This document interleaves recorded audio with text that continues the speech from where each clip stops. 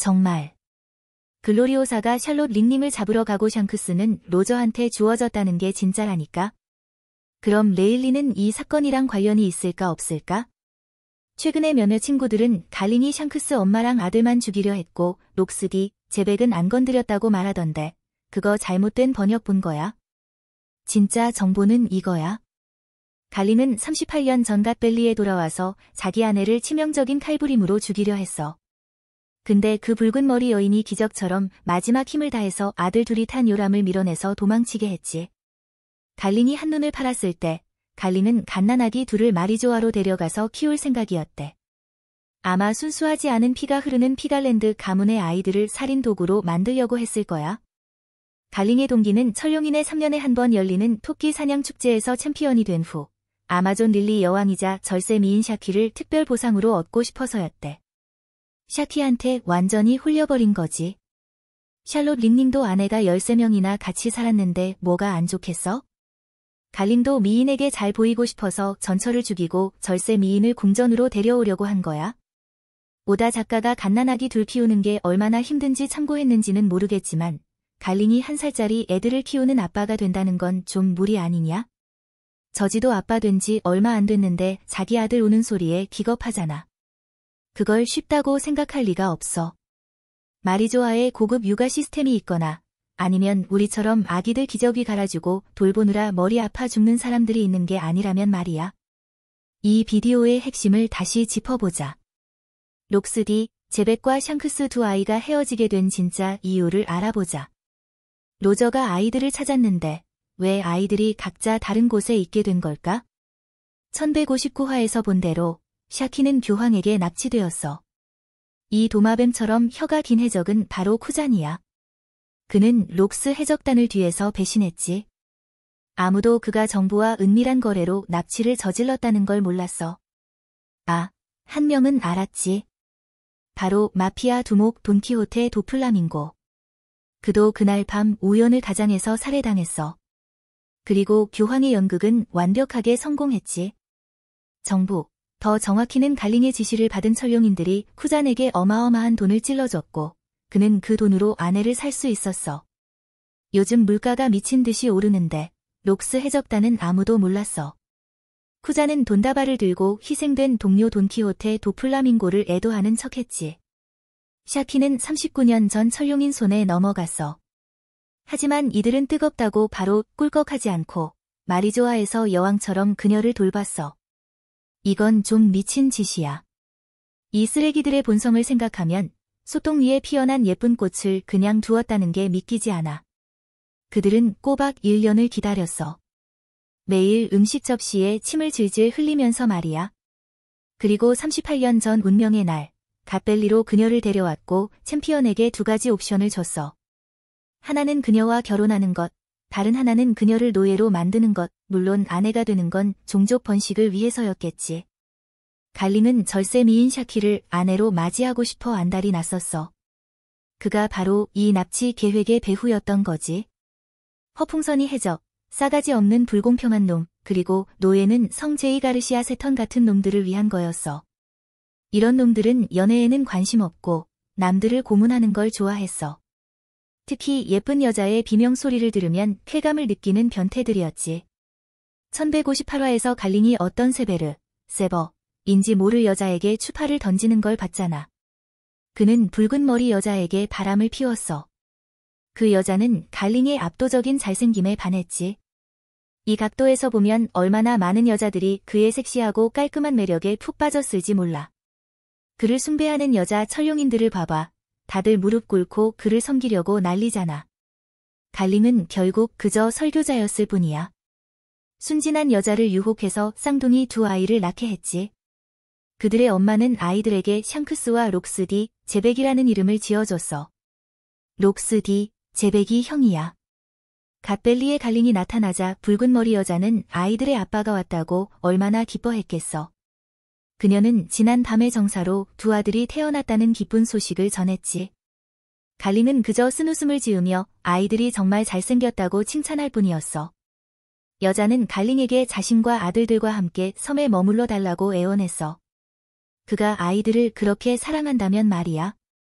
하지만 갈링은 소름 끼치는 말을 내뱉었어. 내가 어디에 산다면 이 섬이 아닐 거야? 이 섬은 곧 사라질 거거든. 난 이미 다른 아내를 선택했어. 대결에서 이기면 그녀를 내 여자로 만들 수 있겠지. 붉은 머리 여자가 정신을 차리기도 전에 갈림은 칼을 뽑아 그녀의 복부를 치명적으로 찔렀어. 그리고 해군들에게 섬 안으로 들어가라고 명령했지. 그가 한눈을 파는 사이에 붉은 머리 여자는 샹크스와 록스디, 제백이 있는 요람을 밀어내서 도망치게 했고 아이들은 사라졌어. 갈림은 이 사건으로 바빴기 때문에 아이들 문제에는 별로 신경 쓰지 않았어. 보아하니 샹크스와 록스디, 제백을 데려갈 생각도 없었던 모양이야. 무책임한 가짜 아빠지. 그 후에 드래곤이 신병으로 미래의 섬에 상륙했어. 그는 임무에 대해 제대로 보고받지 못해서 여기서 무슨 일이 일어나는지 전혀 이해하지 못했어. 드래곤이 갓벨리에 온 목적을 물었을 때조차 상관에게 욕설을 들었고 그저 닥치고 명령을 따를 수밖에 없었지. 드래곤은 핏자국을 발견하고 작은 집 안으로 들어갔어. 그는 복부에 깊은 상처를 입은 여인을 발견했고 그녀는 거의 죽어가고 있었어. 여인은 더 이상 일어설 힘이 없었고 마지막 힘을 쥐어짜며 나지막이 말했어. 부디 제 두 아들을 돌봐주세요. 그 망할 놈으로부터 아이들을 지켜주세요. 붉은 머리 여인의 비극적인 이야기는 거기서 끝났어. 이어서 드래곤이 엄마 젖을 찾아 울부짖는 두 고아를 돌보는 이야기가 펼쳐질 거야.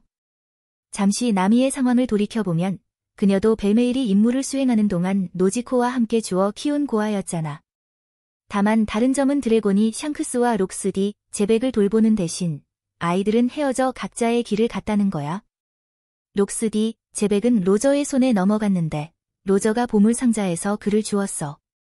드래곤이 남은 시간을 두 아이를 데리고 다닐 수 없었던 상황을 고려하면 그는 분명 아이들을 안전한 곳에 두고 임무를 마친 후에 다시 돌아와 섬에서 데려갔을 거야. 아마 두 개의 보물상자에 각자 다른 아이를 넣었겠지. 상식적으로 둘을 한 곳에 넣을 수는 없어. 만약 움직임이 있다면 서로 짓눌려 심각한 결과를 초래할 수 있으니까. 이건 내 개인적인 분석일 뿐이고 1159화까지 공개된 본 스토리에는 포함되지 않아. 아, 로저 해적단이 보물상자에서 샹크스를 발견했다는 건 그 상황에서만 가능한 일이야. 만약 둘을 같은 상자에 넣었다면 지금 같은 이별은 없었을 거 아니겠어? 갈린과 로저의 대화를 바탕으로 보면 아이들은 부모가 저지른 죄를 짊어져서는 안 돼. 동시에 로저가 가프에게 자기 아들을 맡긴 것을 보면 38년 전 가프가 로저에게 아이 한 명을 데려가 달라고 요청했고 그게 바로 샹크스였다는 걸 알 수 있어. 가프는 해군에서 일하고 있었고 전투를 끝낸 후 보물상자를 가지고 돌아갈 수 없었으니까. 다른 아이를 데려가 만약 가프가 샹크스를 데려갔다면 갈린이 분명 그를 다시 잡았을 거야. 아마 드래곤은 그 사건 후에 샹크스만 찾았고 가프에게 도움을 청했을 거야. 가프는 어쩔 수 없는 상황에서 로저에게 맡겼고 그것이 가프가 로저에게 진 은혜의 빚이 된 거지. 샹크스는 갓 벨리 사건으로 길을 잃은 불운한 아이였어. 그럼 록스디, 제백에게는 무슨 일이 일어났을까? 내 추측으로는 그 아이도 다른 보물 상자에 있었지만 드래곤이 아닌 갈린이 발견했을 거야. 사건 후 그는 자기 아들을 성지 마리조아에 데려가서 피갈랜드 가문의 피가 흐르는 성직 기사로 훈련시켰을 거야. 이 이야기를 통해 우리는 갈린이 얼마나 개자식인지 알 수 있어. 순진한 여자를 유혹해서 임신시키고 책임을 질 것처럼 하더니 다른 예쁜 여자를 아내로 맞이하기 위해 살해할 계획을 세우다니. 그저 자기 욕망만 채울 줄 알고 인격이 썩어 문드러진 놈은 이 세상에 존재할 가치도 없어. 이제 다시 흰 수염이 샹크스를 대하던 모습을 떠올려보니 갈린이 입힌 상처가 더욱 쓰라려. 그게 물리적인 상처가 아니라 흰 수염의 여린 마음속 깊은 상처였다니. 흰 수염이 매일 하치노스에서 샹크스를 볼 수 있었던 이유가 있었는데 그 망할 놈 갈린이 38년 전 샤키를 납치한 사건으로 그의 매일의 행복을 앗아갔다니. 모든 게 여자 때문에 벌어진 일이야. 짐승들도 갈린이의 인격 앞에서는 아빠라고 불러야 할 정도라니까. 얘들아. 하지만 아무리 그래도 갈린은 록스 해적단 내부를 갈라놓는 방법을 알았다는 점에서 꽤 똑똑해. 쿠잔을 매수해서 샤키를 대신 납치하게 만들었으니까. 해적섬에 발을 들이지 않고도 세계 정부에게 위험을 피하게 하다니.